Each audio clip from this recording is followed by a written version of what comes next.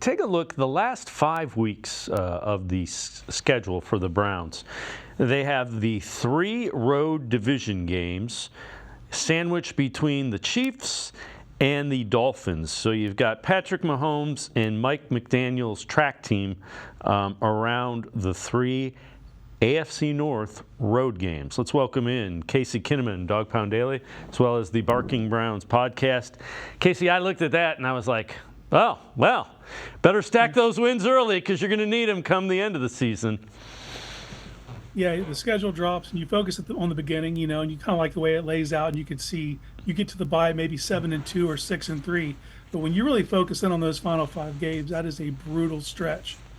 Starting with going to Pittsburgh, a place that you haven't won in the regular season since 2003. So think what you want of the Steelers organization, their roster, but they're going to be more competitive than you want them to be, and that is just a house of horrors for the Browns. You don't have to think too far back to week 2 of last year to remember that.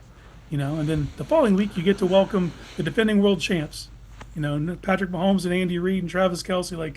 Anyone who thinks that's going to be these games delusional. That's tough. And then just 4 days later, travel to Cincinnati for your second divisional road game in 3 weeks. That's a tough ask. That's also the second Thursday night game in a month. Yeah. That's just a tough ask of your body, regardless of how you match up with a certain team. And then you come home for the most advantageous matchup of the final 5, in my opinion, the Miami Dolphins, who is the fastest team I've ever seen in the history of the league. They know how to maximize their speed schematically, but it is a South Florida team coming north to play a night game in late December.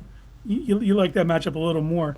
But then kudos to the schedule makers, man. And then this thing in Baltimore, a game that I believe could have massive consequence. Not just the AFC North, but playoff seeding in general. That is quite the season cap right there. And you already have 4 primetime games. That could be your 5th. Right. And again,